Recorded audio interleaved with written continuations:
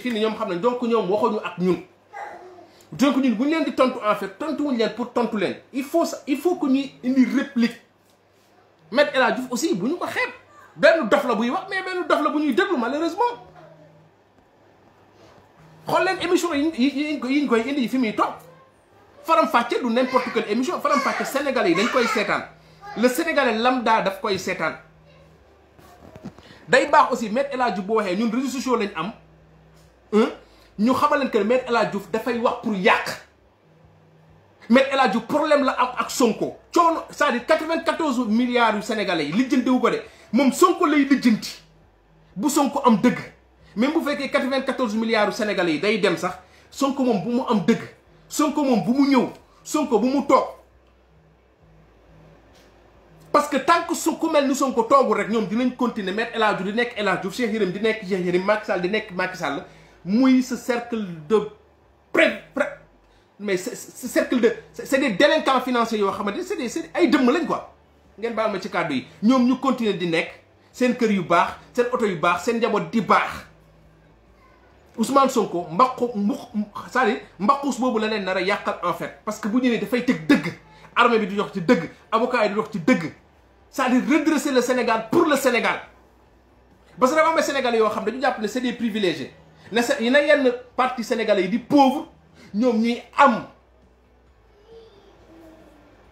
des fois gis nga boo génnee bitim réew tu te dis est-ce que ñun suñu njiit yi dinañuy dugg si réew yi wala bu ñu dugg see si réew yi bu ñu ñëwee ci réew yi est-ce que dañuy xool li fi ne est-ce que dinañuy bu ñu demee Chine dinañ gis chinois yi ni ñuy dundee est-ce que amuñu xol gis di américains yeeg français yi ni ñuy dundee ñu jàpp ne sénégalais yi war nañ dundee nii war nañ jëm loolu mais non au contraire dañuy jël si 94 milliards yooyu ñuy sàcc jël ci alal boobu noonu bu ñu ñëwee fii dem dëkk ci hôtel yi gën a baax bu ñuy ñëw dañuy jël seen avion yi sol ci ay militants ba mu fees dell bu ñu ñëwee ku ci nekk la muy fay ci néeg la muy fay ci lekk kenn xamul nu mu toll ñu ñëw taxawaalu fi ba mu doyal photo yi fii de ba mu doyal dem ñibbi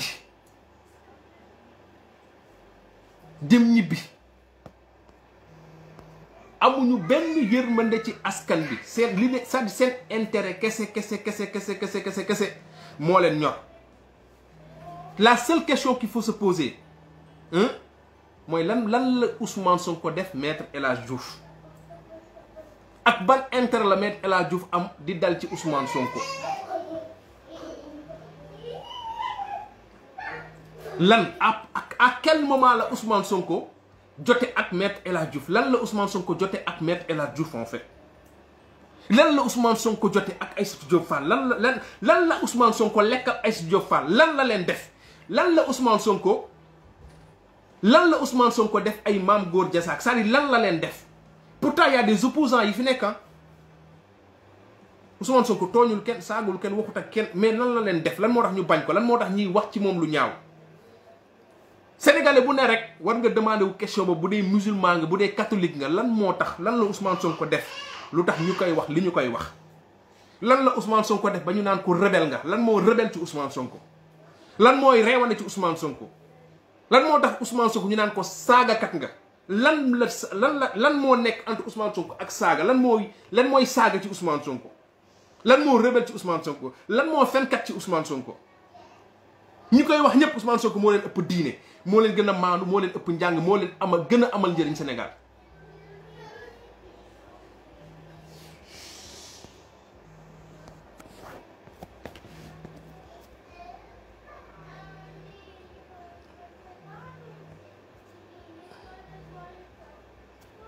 salaamaaleykum. allo. jàmbaar ñu ngi lay ziar.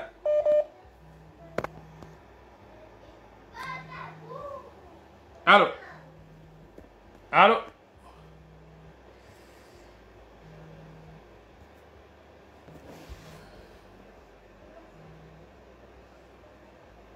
allo. salaamaaleykum.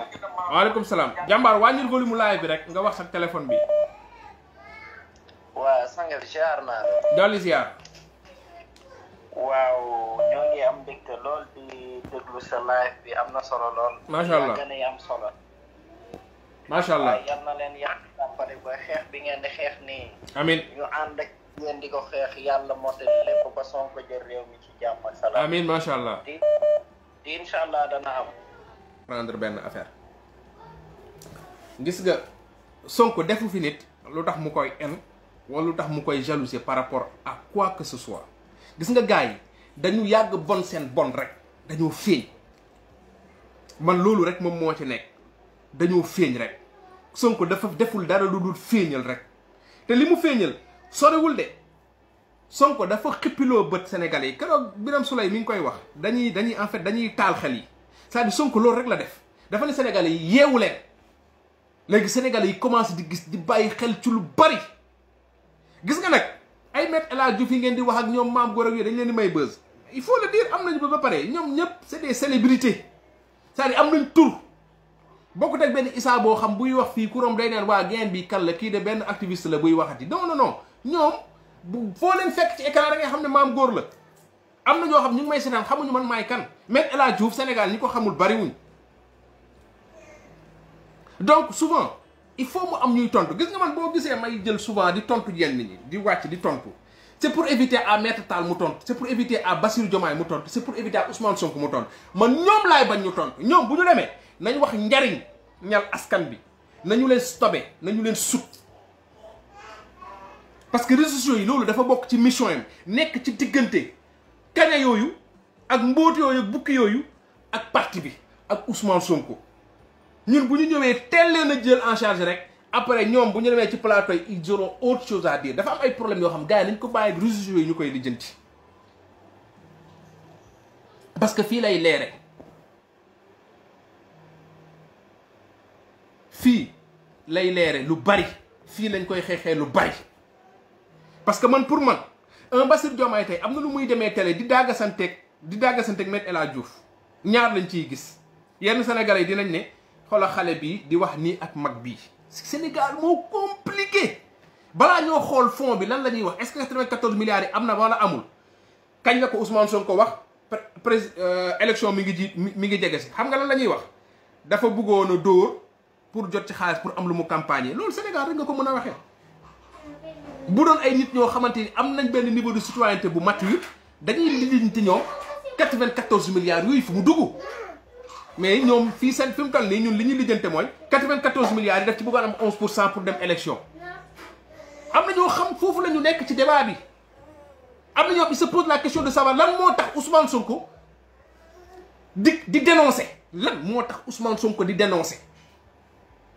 te Sénégalais bu fi tabaski jege si woon nga takk sa xar waa ji ñëw ne la sàcc baa nga yóbbu sa kii bi doo ko laajte lan moo tax nga may won sama sàcc bi ngay lijjanti récupérer sa xar rey ko tabaski sinon boo ko rewul di nga am problème ak sa jabar mais Sénégal c'est-à-dire souvent doo moom laay wax sànq Sénégalais ñooy toog nga naa leen 94 milliards lañ leen sàcc ñuy jàmbat au même moment nga leen koy wax benn booy mooy romb ñu ne sàcc na portable dañ koy dóor ba mu dee balaa police yi ñëw ñu rey ko ba mu dee Sénégal la am donc dafa am noo xam ñooñu da ngay communiquer ak ñoom ba ñu xam que ne li booy boobu sàcc muy portable boobu am na ñu sàcc ay millions yi njëgu portable loolu nag débat bi di nga débat 94 millions il faut ñu wasaare ko tasaare ko fépp ba ñëpp comprendre ko ñëpp xam ne Me El Hadji Diouf buy wax Cheikh Yérim buy wax Mame Gor buy wax Aïssatou Diop Fall buy wax fii ñi fiy critiquer Ousmane Sonko yëpp laa wax teguñu ko ci dëgg Ousmane Sonko ku ko bañ Sénégal ku ne jamono ji may wax nii man maa ko wax nekkoo ci dëgg doo ku baax yéene bu Ousmane Sonko am Sénégal changement yi mu nekk di indi Sénégal bëgg bi mu li mu bëggal Sénégal képp ku jàpp taxaw ak moom di ko xeex yaa xam journaliste nga yaa xam imam nga yaa xam prêtre nga yaa xam loo doon doo ku baax lii maa ko wax xam nga wax yi nag mooy tax ñu naan booy yi nii ak nii mais mooy dëgg waaw kenn mënul teg ci dara ne Ousmane Sonko teg ci dara loo xam da nga ko teg ne Ousmane Sonko lii mu def nii lu bon la amul continue leen woote gars yi képp koo xam Sénégal laa la da nga fa toog di critiquer Ousmane Sonko ñaar peut-être lenn mën nañ am de bonne foi soit xamuloo ko wala dafa am ñu la jiitu ci moom am lu ñu def ci yow mais ki nga xam na ràññee comprendre di xeex Ousmane Sonko dafa bon du jullit du catholique du nit ku baax waaw te lu Sénégalais di jooy lu ne loxoom génn ci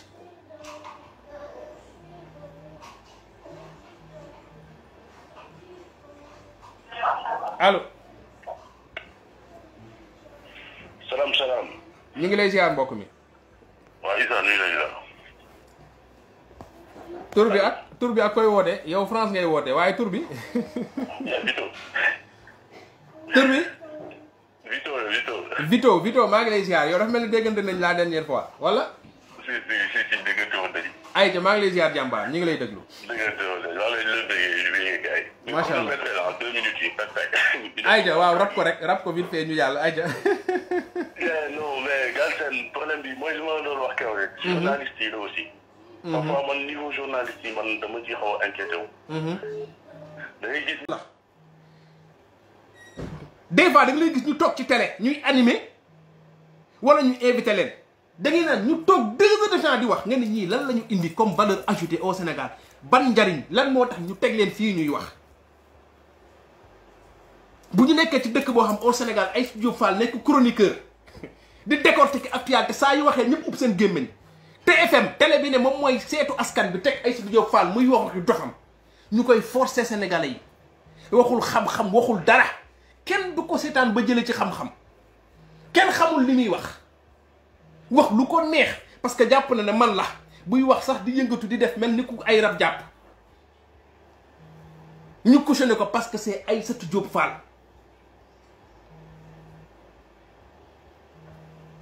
mais keneen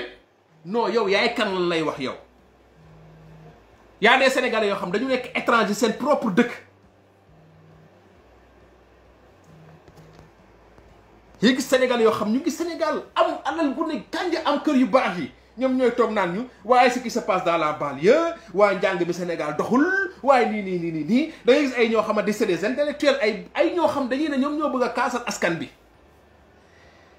jàppe seen bopp ay professeur d'université ñoom dañuy ñëw ci benn émission grand jury toog oui machin rouler seen i air kër dugg seen 4x4 taal Sénégal doxul économiquement parlant gars yi fan la nga wax ñu toog loolu lañ ci am ñoo xam dañu bëgg a toog fële naan bon vous savez la politique man duma si dugg ay saagante la man duma saaga man dama nii man dama jàng dama am xam-xam man j'entre pas dans ça déedéet ñoom noonu lañ jàpp ñoom waruñ bokk ci loolu maintenant nag ku mel ni Ousmane Sonko wala keneen nag jàng lañu jàng xam lañu xam nekk gën ëpp luñ ko dara bu xëyee dugg ci politique ñoom ñu ne ñoom ñooy analyser Ousmane Sonko ñoom ñoo koy juger c'est ça le problème ça lan la ñu bëgg c'est-à-dire fan lañu war a nekk lan la ñu bëgg Sénégal dañu nekk ci dëkk boo xam jaayante la ku gën a ëpp xam-xam ku gën a comprendre 3e mandat bi dañuy jaayante xam-xam ba dugal Sénégal ci ay guuta fi mu toll nii jaayante xam-xam ci affaire 3e mandat bi ci la ñuy nekk jaayante xam-xam ci lu ne ku dàq politique Sénégal loolu la ñuy xool au lieu ñu xool Macky Sall lan lay def mais c'est un génie politique quand Macky Sall prend l'opposition réduire ko à sa plus simple expression ñu ne c'est un génie politique ku ñëw jël démocratie tëxañe ko dóor ko mu xañe ko jaxase ko ñu ne démocratie ñaari poumon la am pouvoir opposition mu ñëw taxaw ne dama koy réduire ñu jàpp ne combat Macky Sall ak opposant yi Sénégal dans tout ça njëriñu Sénégal dans tout ça ci compétition boobu nag le journaliste yi ne wala ñu gëstu ji wala ñu wax ñu gazu Gadiaga bi fay na wala fayul fu mu jóge kañ lañ ko exploité tey déedéet 20 000 milliards yi ñuy wax ji gars yi door Thiès 20 000 milliards benn documentaire boo xam Abdoulaye Cissé bi nekk TFM def na ko personne n'en parle mooy seen huile bi ngeen di dégg tudd nañ ci Aliou Sall tudd ci Franck Timis on n'en parle pas on n'en parle pas quand un Sénégalais vient génnee coow yi génnee coowal fer bi génnee coowal 84 génnee leneen ñu ne ko ah kii daal day wax rek na may nit ñi jàmm quand un Guy Marius Sagna génn nan leen Sénégal chaque jour am na ñeent jigéen ñuy dee parce que dañuy am doom Sénégal chaque jour 66 enfants de moins de 5 ans dañuy dee ci ay banalités ah booy dafa bëgg prison nga toog fii di live ñu ne la da ngaa bari wax mais Aïssatou Diop Fall moom bariwul wax Maître El Hadji Diouf déedéet bariwul wax parce que c'est Maître El Hadji Diouf Maître El Hadji Diouf lan moo gën a nekk Sénégalais ci Maître El Hadji Diouf que man wala Ousmane Sonko nga ñëw sant Badji wala nga sant Sonko di politique contre Macky Sall ñu ne la rebelle nga sant Mané sant Sadio tudd Sadio wala nga tudd Bokandé tudd sant Bokandé tudd François na ko yàlla yërëm ñu ne tu es le meilleur joueur tu es le meilleur nga tudd Balla Gaye ñu ne la yaay roi des arènes bu Balla Gaye ne Ousmane Macky Sall baaxul ñu ne ko rebelle nga parce que Casamance nga jóge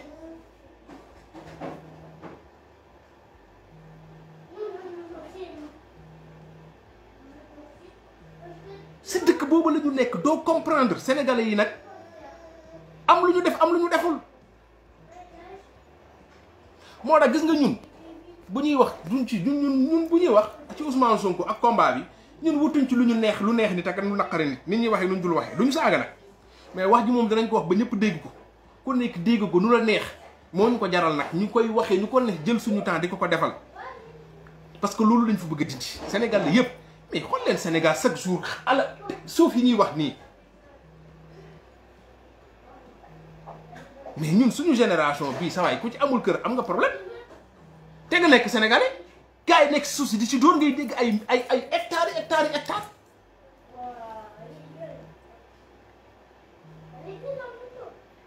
ngeen yaakaar ne Sénégal boobu noonu la ñu war a continuer booy wax nit ñi duñu comprendre que ne parce que ñun Sénégal moo ñu jàngal am lu mu def ci ñun man j'aime pas sax ñëw di live di indi ay Montesquieu ay diw non man je suis pas dans ce truc là man damay ñëw waxtaan entre sénégalais ñëw ma fi pour jàngal kenn ëpp ma xam kenn mais dañuy waxtaan suñu biir pour ñu dolli wante ñoo xam ne suñu temps bi ni muy doxee baaxul li tax ñu taamu Ousmane Sonko parce que moom moo mën a soppi li fi nekk parce que moom moo ñëw indi un discours de vérité nga xool ci gannaaw mu sit wecc lu mu sàccul dara lu mu laalul dara lu mu def lu baax fu mu teg tànkam ñëpp gis ko amul sikki sàkka boo taxawee ne patriote yi ñoom ñoo bokk nañ ci rare militants yi bokk ci parti boo xam doo xëy dégg lu la bett wala lu la naqari da nga am c'est-à-dire kóolute bi nga nekk sa diggante ak waa ji loolu ñun rek a ko am boo ko waxee ñun ne yéen da ngeen sof da ngeen di beddeeku alors que du loolu dëgg la dem nañ ba jàpp ne patriote ñun dañu nekk à part parce que dañu jàpp ne bokkuñu Sénégal parce que xamuñu Sénégal wala loolu baaxul ci Sénégal dañu dem ba jàpp ne Sénégal bu ñu ko tegee ci dëgg c'est dangereux pour qui les journalistes bien sûr nekk si benn c'est-à-dire 94 milliards yi ni mu leerulee mais gàcce journaliste yi la bu fekkee ne Ousmane Sonko nekkul ci dëgg nañ ñu ko prouver bu fekkee Ousmane Sonko moo nekk ci dëgg nañ ñu ko prouver mais gis nga li ñu bëgg a leeral ñoom li ñu décider leeral rek la ñuy leeral li ñu décider leeral rek la ñuy leeral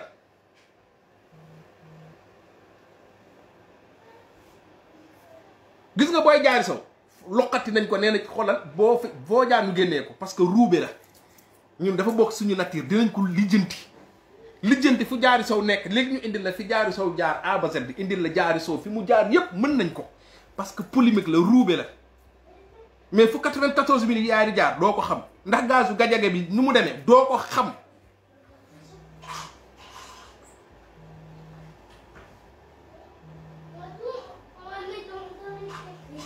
jamais doo ko xam fait divers rek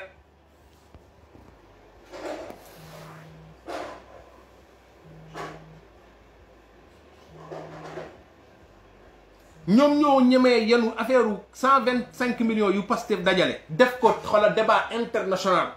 di la junj sax ay somme Cheikh Yérim Seck ñëw di la junj ay somme moom day junj rek lay def waajoo ku gën a bon waajoo ci Sénégal amul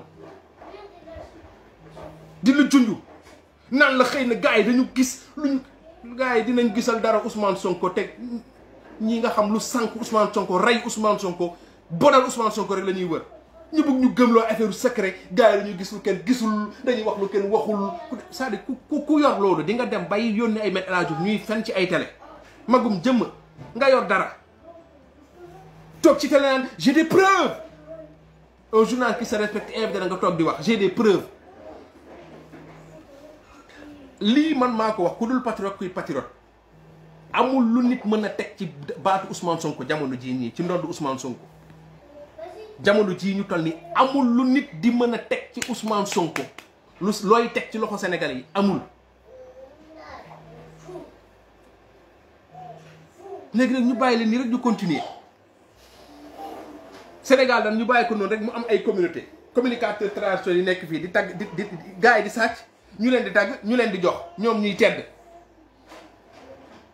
di teddal seeni sët seeni doom ñoom ñoo am ñoom seen doom yeeg seen kii ñoo nekk ci dëkk yi Suisse États-Unis partout mais El Hadj bu defaru am këram bu yaatu def pisinam di taxawaalu Paris saa yu ko neexee jël ay doomam casé Mamadou nu ñu tuddati Makhtar Diop ñu jox ko maison de fonction këram googu yor bu nekk booru Anse Bernard bi muy nekk directeur SONES mu dóor ko def ko ci turam téye ko muy alalu Sénégal bu génnee ñu ne kilifa la ñu naan grand serigne de Dakar ay nit ñu xam Sénégal daf leen defar ba ñu jekk mais dara nanguwuñu constater seeni échec ñoom Sénégal ba léegi ñu toll fii sénégalais boo ne ngaaka nga mu reyante ñu jàppee leen ñoom ay nandite ku ci dee ñu toog fi di ñeme yàlla di la tagg ñu mën la ñaanal nag yàlla yërëm la mais ñu bëgg a jël nit ñi qu'est-ce qu'ils ont foutu pour ce pays-là qu'est-ce qu'ils ont fait pour ce pays-là ce pays-là qui a tout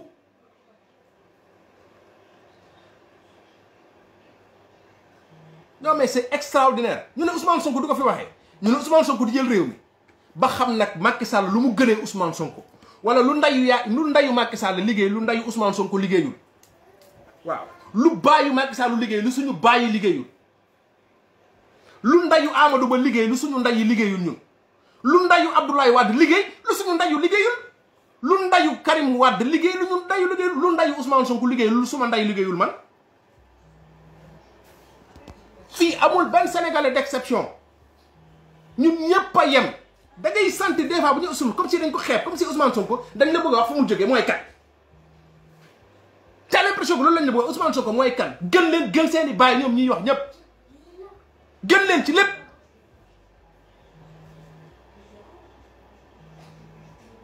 non booy wax da ngay yëg quoi t'as l'impression que Ousmane Sonko warul wax parce qu'il vient de nulle part parce que Ousmane Sonko peut-être c'est pas un sénégalais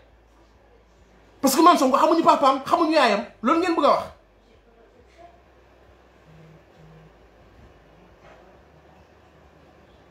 non mais très sincèrement loolu ngeen bëgg a wax parce que Ousmane Sonko warul wax Bassirou Diomaye non warul wax moom mooy kan Aïssatou Diop Fall c'est quelqu'un dafa war a wax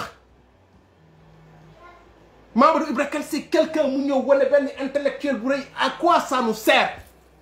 on a l'impression que on a des universités au Sénégal on a une intelligence on a l'impression que kenn du wax ku mel ni Ngouda Mboup constitutionnaliste ñëw toog ci télé bi waxu dëgg ñu ne ko da ngaa far politicien nga xas ko nit toog naa ak moom sa naan ko da ngay toog ci télé yi di fen ne doo enseignant professeur nga ne bokk ci nguur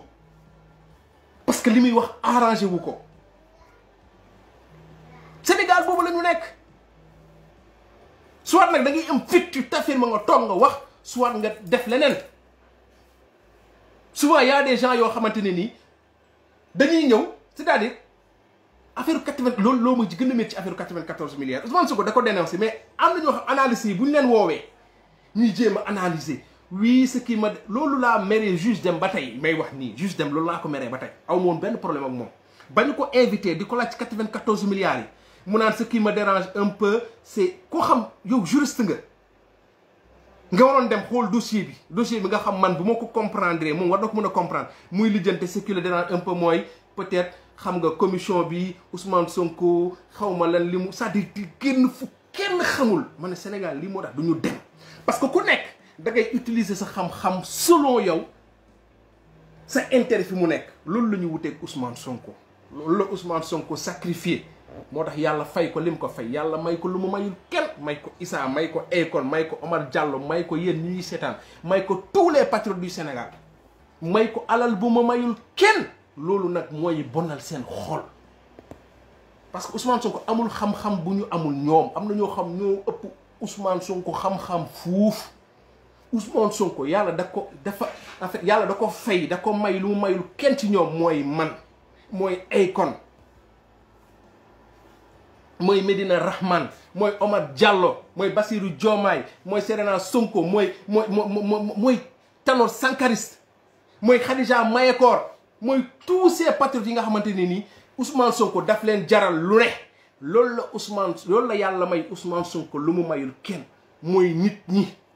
dafa am nit ak nit Macky Sall nag ay El Hadj Ousseynou Diouf la ko yàlla séddee ay Me El Hadj Diouf la ko yàlla séddee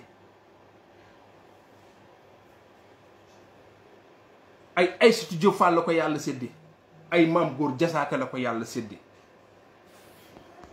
boo buggee xam kuy Macky Sall rek xoolal ñu koy jàppale xoolal ñu koy kaasal xoolal ñu koy waxal Macky Sall ba ci ay ñoñam ñu xaw a gëm tuuti seen bopp sax gënatuñu wax Macky Sall ba ci ay ñoñam ñi xaw a ragal yàlla tuuti sax génnatuñu wax parce que am na lu ñuy daw seen digganteeg seen yàlla ak ëllëg parce que nag wallahi on va régler les comptes munul ñàkk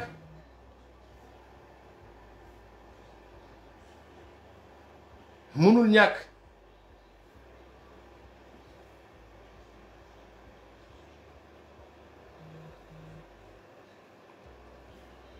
bu dee affaire de jalousie la de man yërëm naa leen parce que Ousmane Sonko li mu yor loolu yàlla moo koy cërale Ousmane Sonko amul alal yoru fi xam-xam bu gaa yi yorul jàngu fi lu fi gaa yi jàngul xëy na sa gaa yi ñoo gën a jàng déggoo li ma la wax njëkku fi politique njëkku fi def dara mais am na ci li ko yàlla may xoolal ci politique bi mu sóobu yàlla may ko ci yàlla daf ko ci defal lu ma defalul kenn noonu nag la yàlla doxalee ay mbiram te gis nga chance bi ñu am mooy Sénégal yàlla daal daf ñu suturaal ñu nekk ay catholique nekk ay tijaan nekk ay laaya nekk ay murit ñu gis suñu maam yu baax yooyu nga xam ñoom la ñu yaakaar ni ñu jëflante woon ak société bi ñu nekkoon même ko ànd ak Ousmane Sonko demal nga gëstu ko pour le Sénégal man delloon naa benn moment boo xamante ne nii boobu élection yi kenn xamu ko kenn Ousmane Sonko xamaguñ ko man yàlla daf mu suturaal sant yàlla ma bokk ci 37000 ñi votel Ousmane Sonko pour mu nekk député boobu duggaguma sa Pastef yéen sama benn frère dama ko toppoon naan ko Ousmane di ko tànkal kërëb am na niveau d'étude ma ne ko du ma fi nekk di sonn demal nga dem nga dindi li gars yi di wax yëpp nga raxas sa xol ba mu set nga dem quoi nga jël xam nga élage ma ne ko demal élage de tudd ma ne ko demal nga jël am nga connexion demal nga jël sa connexion nga taal nga dugg duma la sax de wax benn émission demal nga dugg internet YouTube nga taal nga tapé Ousmane Sonko nga jël sa temps dama la ko ñaan rek de nga dindi lépp nga bul ma déglu bul déglu Macky Sall bul déglu kenn yow demal nga tapé Ousmane Sonko nga jël benn ñaar vidéo nga tante nga tàndu nii nga tàndu waxuma ñuy wax ci moom de moom muy wax laa yow nga tànn bu la neex rek après nga dem nga déglu quoi ma toog gis nga ci élection yi nii passé bu yëlee weesu na de mais yi 2019 yi passé daf ma doon wax di wax ba man man sax man presque maa ko doon calmer moo dem moo xool boppam moo gisal boppam moo ñëw sonnatuma ji sax moo tax ma ne Ousmane Sonko képp koo xamante ni sa xol rafet na set na nga mën ko déglu ko bul déglu Issa man bu may wax nii samay émotion laay demee ak samay sensation man Ousmane Sonko bëgguma ko laal donc su ma génnee moom rang laay def waaw mais El Hadj ngeen baal ma mag la mais ay neefare rek lay wax ab kaña la rek buy wax ay ñoom ñëpp ay kaña lañ waaw kaña nag mooy moo bi nga xam mënul ma ñàkk ko wax bu aussi bu ëppee aussi ngeen baal ma du ma saaga mais c'est ay kaña lañ waaw mais nañu pousser nit ñi ñu dem xool Ousmane Sonko il faut ñu wax sénégalais yi kan mooy Ousmane Sonko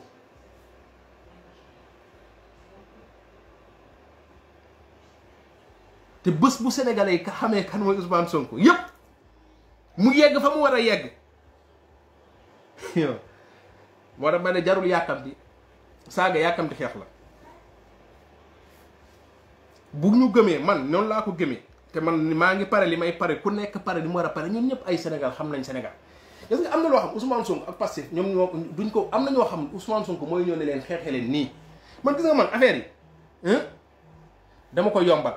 nit ku nekk yaay xeexe ni nga ko bëggee na nga gàddu parti bi de mais nit ku nekk na ngay convaincre ña nga war a convaincre yow xam nga ko càlla nga leen te ña nga xamantal nawetaan ña nga xamantal ci làmb ji na nga xamantal université ña nga xamantal ci kuréel yi ci daayira yi feneen ak feneen ak feneen yow yaay fexe ba jël leen dugal Ousmane Sonko seen xol parce que lu yomb la parce que Ousmane Sonko lu neex a dugal si xol la wax leen ñu dem déglu ko rek bàyyi ko xel maa ngi lay ziar jàmbaar. ñu ngi ziar bu baax a baax sa Issa. ziar naa la bu bari yow moom xam naa ne waaw dañuy jiwaat loo rek mais maa ngi lay ziar. yow daal. ay ja ñu ngi lay déglu. man xam naa ne damay participer tuuti rek dama yàggal. ay ku mënul woote tey suba man ki may woo téléphone man dem naa sa ay doxu mbokk yi ku ne mën na ko def de ñi ngay dajal ci marché yeeg ñee mais ku nekk na jàpp ne suba sama WhatsApp bi su ma demee ci groupe mbokk bu ma neex sama composé numéro bu ma neex wala ku nekk na jàpp ne patriote bi nga xam moom lay duggal suba moom lay bëggloo Ousmane Sonko ci combat bi suba kooku moom mooy def la balance. ku ne na jàpp ne man su ma jugul massifier Ousmane Sonko bu nekkul président ëllëg am naa ci part de responsabilité gars yi li ñuy yuuxu nii muy yëngu suñu bopp ñu gëm ko suñu xol il faut ñu concrétiser ko. mënuñu def comme Mamadou Diop on n'a pas le droit mënuñu def comme Cheikh Anta Diop bii dañu ko war a teewal Ousmane Sonko c'est vrai que ñu bëri te dëgg la ñuy naan moom nekk président c'est pas une fin en soi ci moom mais dañ ko war a def président parce qu'il le mérite dañu ko war a def président sinon dañoo échec te Macky du ñu yegg ci xeex ak moom parce que yorul doole bu mu xeex ak ñun patriote ñu ngi Sénégal en pagaille te moom xam na ko renseignements généraux yi wax nañ ko Ousmane Sonko moo teg tànkam Sénégal te loolu ku ne xam na ko te képp kuy dëgg nitu dëgg nekk Sénégal boo àndut ak Ousmane Sonko aussi contre ko képp ku àndut ak moom nga contre ko ci lu la neex nga nekk nekkoo ci dëgg baaxoo wala xamoo demal nga jéem a xam. gars yi maa ngi siyaar di leen jaajëfal di leen jox rendez-vous ba fan yi incha allah dimanche incha allah dina ñëwaat ci live patriote du dimanche yi incha allah. beneen dimanche bi ñëw pencum patriote dina génnaat dimanche le 7 mais dimanche bi incha allah dinaa génnaat pour live patriote du dimanche yi ñu ramassé waat lépp rek loolu laay wax man su may live ma suma bopp c'est pas parce que bëgguma tontu met El Hadj Diouf ko du ma live ci met El Hadj Diouf wala bëgguma tontu di wax diw c'est-à-dire moomuma live bi dama bëgg patriote di participer am na ñoo xam bëgg nañ tontu ñii bëgguñu tontu moo tax damay ubbi rek ku nekk wax li nga xamante moom moo la neex ci respect donc kaña yi ak mbóot yi nekk ci kii naan booy dañuy saaga live bi c'est un exemple dama leen ngeen jox leen ñu déglu bu ñu fi déggee saaga rek ñun lu ñu namoon bàyyi ko quoi donc loolu mooy patriotisme bu ñu leen déglu nañu nekk ci waxtaan bi combat bi du combat wu Issa du combat wu kenn man damay jéem rek des fois souvent ñun li ñuy wax li may wax xet man nañu ma ko gën a comprendre am na ñu ma ko gën a mën a wax rek mais massification daal téléphone la massification fépp la massification dox mbokk la massification partout li moo laa murgoon di wax